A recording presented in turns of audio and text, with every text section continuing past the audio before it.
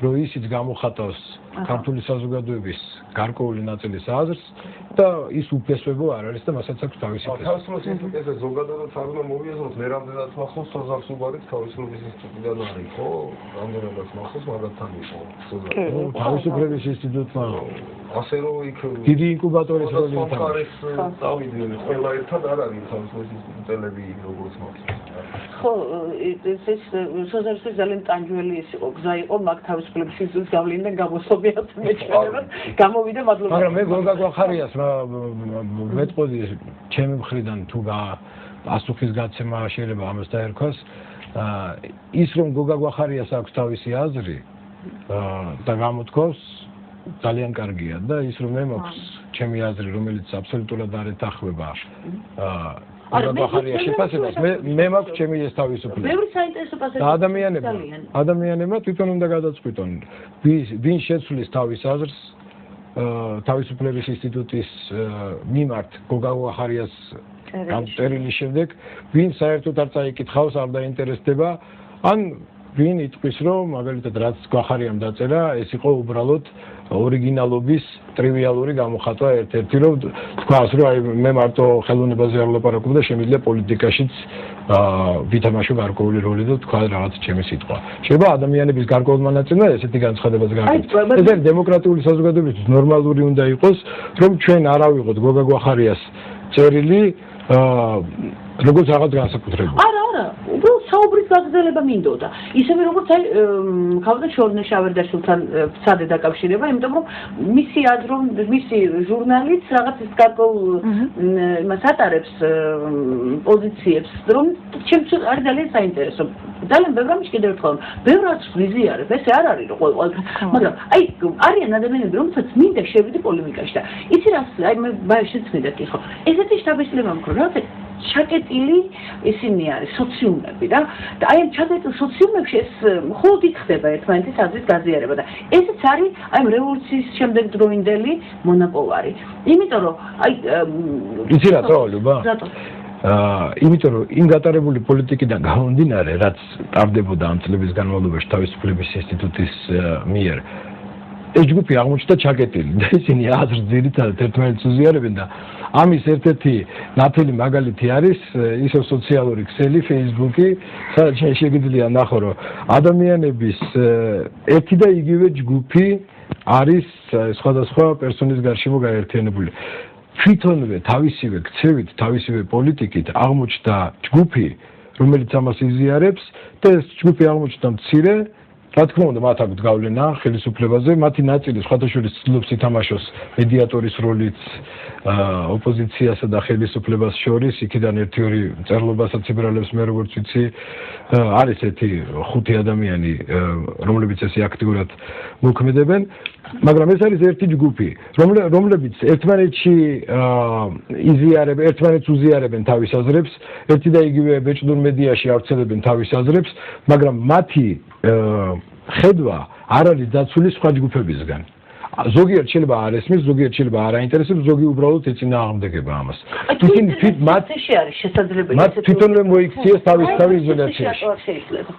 მე გეტყვი ხომ რაღაც იმასთან დაკავშირებით, ასე ვთქვათ, ჯგუფებთან დაკავშირებით, რომლებიც ატომურად ცდილობდნენ იყვნენ ჩაკეტილები, ეს რაღაცა უფრო დაემართათ, როგორ ვთქვა, რაღაც აი არა პოლიტიკოსებს, არამედ აი უფრო საზოგადოების, ასე ვთქვათ, აი ინტელიგენციის წარმომადგენლებს, რაღაცა ჯგუფს მედიის წარმომადგენლებისას და ასე შემდეგ. ანუ ეხლა ჩვენ რომ რადიოში ვთქვათ სტუმრების შერჩევა გვჭირდება, ხშირად ვართ ხოლმე აი ამ დილემის წინაშე. რომ აი გინდა მოიყვანო, აი შენთვის საინტერესოა მართლა, ვთქვათ, გოგი გვახარიას შემთხვევაში ის იყო შენი სტუმარი. თუნდაც ამ წერილის შემდეგ მე არ ვიცოდი ამ წერილის შინაარსზე, ვთქვათ, აი რაღაცა ეგეთი შთაბეჭდილება მრჩება, ეხლა რატომღაც ეს ჩავხვით ამ გოგი გვახარიას თემა ესე გამოვიდა, მაგრამ მე უბრალოდ მაგალითის მომყავს ადრე ხო. აი მე დარწმუნებული ვარ, რომ მე რომ მოვინდომო ხვალ მისი მოწვევა, ვთქვათ, რადიოს ეთერში, მეც ესევე გამიჭირდება მასთან დაკავშირება, არ ვიცი რატო. არ ვიცი რატო აი თითქოს როგორ ხდება იცით რომ აი რაღაცა იმედია აღარდება და დაგეთანხმება ხო რა კარგი იქნება ძალიან მესიამოვნება დიდი სიამოვნებით აი რაღაცა თემაზე ადამიანები უცებ გამოთქვამენ რაღაც თავისას რომელიც არ არის დასაძრახი მე რა რომ ბატონ გოგის აქვს ესეთი მოსაზრება ამ კონკრეტულ არასამთავრობო ორგანიზაციასთან დაკავშირებით ეს არის მისი აზრი და ეს არის თავისუფალი მისი აზრის გამოთქმაში ჩვენ ხო გვინდა რომ ესეც საზოგადოებაში ვთქვათ მაგრამ მე ამ თემაზე დებატებს დისკუსიას კითხვებს ხშირად ერიდებიან. მე არ ვამბობ ხა მართლა შეიძლება რაღაცა ძალიან დარწმუნებით ვთქვი და შეიძლება სულაც არ არის და ბატონ გოგი მამას თავი, მაგრამ ხშირად შემიმჩნევია რომ არის ესეთი რამ. ხო, აი რაღაცა სტატია დაიწერა, ავტორი ყავს ამ სტატიას, რომელიღაცა ესეთი წარმომადგენელი, რომელიც ხშირად არწევს პუბლიკაციებს, რაღაცა განსხვავებული აზრი გამოთქვა, გვინდა ამ ადამიანის მოწვევას, ისინი ამას ერიდებიან. ერიდებიან, იმიტომ რომ არსებობს ძალიან ბევრი არგუმენტი. რომლებზეც მათ არ შეუძლიათ კონტრარგუმენტები. აი მე მინდა გითხრა რომ მე ესეთი დიახ აი სწორედ მაგ მინდა გითხრა რომ მე მჩება შთაბეჭდილება რომ ძალიან ბევრ კითხვაზე მათ უბრალოდ პასუხი არ აქვს. ფსიქოლოგიასაც პროგრამულით ხალხ აი გიორგი თავიდან რომ დაიწყო არის ესეთი ფსიქოლოგია ადამიანებს რომ მათ ურჩევიან რაღაც მოგაძახონ და გაიქცნენ. ანუ შენ რას უპასუხებ არ აინტერესებს. არის ესეთი კატეგორია ადამიანების ფსიქოლოგია. ხო აი არ ვიცი ხა მე მაინც ბავშვობიდანვე იკრეცება ხოლმე შემდეგი ბავშვები არიან. საერთოდ გაცხადებები ხო გადებს რაღაც პასუხისგებლობას. რა თქმა უნდა შენ უნდა იყო მზად იმისთვის რომ შემდეგ ნებისმიერ კითხვაზე გასცე პასუხი. ხალხში რაღაც მოგაძახოს და გაიქცეს. თუნდაც ის მოსაზრება რომელიც შეიძლება ვიღაცას მოიწვიოს და არის შემდეგ კონდეს მისთვის არგუმენტები ჩაკეტილი სოციალური ძალიან ბევრი პატარა მიხეილ სააკაშვილი არის ხო ის არის იქ არის თავისთვის მარტო იმ ჟურნალისტებს შემოიხოს ხოლმე ვისთანაც ლაპარაკი უნდა მე არის ვთქვათ ის ადამიანები ვისაც ერთხელ მახსოვს აი მაშინ ბევრი ბერიაში დახურვამდე ცოტა ხნით ადრე ზაალმა მითხრა უარი მასლაზე სამადაშვილმა იმიტომ რომ რაღაცა ეს არ კი თან ძალიან და ბუბაკი გაბეძებდი ძალიან ორივე რაღაცა ერთნაირი ტექსტი მითხრა მე თქვენ ძალიან პატივს გცემთ და აი ძალიან მე მინდა გამოვხატო მაგრამ ნუ აი დღევანდელი სიტუაციიდან გამომდინარე რაღაცა იქნებ აი რაღაცა ვერ მოვახერხო მოსხო და აი ხო და ერთადერთი ადამიანი ვინც გულწრფელად პირდაპირ მითხრა რას გულისხმობ და მითხრა კობა დავითაშმა მე კი მოვიდა ჩემი ელექტორატი მაგას ვერ გაიგებს ჩემი უნდა მოხდა იდრო ის მესიჯები ის ბაშის მუშაობდა იმ ელექტორატი აი იცი რა არის ესეთი ჩვენ ხომჭი ხო არ ვიყარო ხა იმაზე ფიქრობ მოვარჩენებს თავი ელექტორატმა გაგიგოს ხო აი თავი ელექტორატმა გამიგოს რაღაცა პასიოქნოთ ეხლა ვიბარენ ამ პოლიტიკურ ჩვენ ვაკლევართ ამ პოლიტიკას აი ნახეთ გადაცემა გიას მერეო რაღაცა ის მიჭირა მიყავდაო და ეხლა მე უნდა წავიყვანო და ცოტა მიჭირსო და რაღაცა უცებ რატომღაც მეგონა რომ გივის დაიძახები და ბერჩიცინებდი მე რომ ეს მიჭირა ჩემს გივის დაიძახება აუცილებლად დაიძახება გივის დაიძახა ძალიან მიხალისებ მომაგა მოვადა დაიძახებს მაგრამ არა იმაზე ვერ ახვალე შენ თავშო დავიძახებ იმიტომ რომ რაღაც ჩემს გულში ვიძახი ხო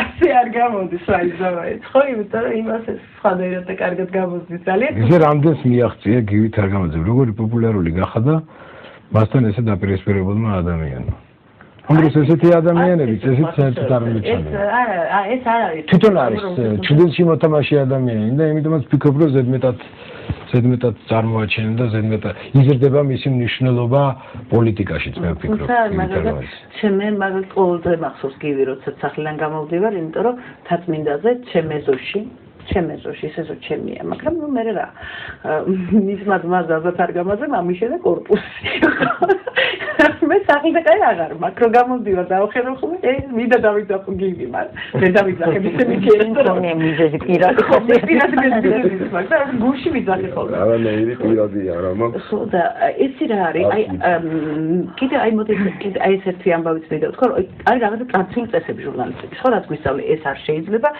შეიძლება უნდა იყოს თქვათ ნეიტრალური უნდა პოზიციები წარმოაჩინო უნდა აი ესე დააყენო საქმე ამასობაში ისე რეალურად შენი პროფესიონალიზმი და საქმის წარმატება ნიშნავს როგორი წარმატებული გაგაიარე პროფესიული ხო უცებ აღმოჩნდება ხოლმე რომ ის ადამიანები ვინც არ ღვევენ პროფესიული ეთიკის ნორმებს აი ამ წუთის საქართველოში არიან უფრო წარმატებულები. ვთქვათ, მე სტუდენტები მყავს, რომლებსაც უნდა რაღაცა რჩევები მისცეხოვდეს. რომელი ჟურნალისტურ ეთიკაზეა ლაპარაკი, როცა დარღვეული არის საქართველოში საყოველთაოდ და ესე თვალშისაცემად. ახლა მე არ ვიცი, ხო მე კიდევ ვიმეორებ, რომ რა წიაღწევების უფლებას არ მიცემ თავს, მაგრამ ნუ მე თავის დროზე იყო ეგ, რომ როცა მოქმედი პრესის ჟურნალისტი ვიყავი, გავიარე სემინარები.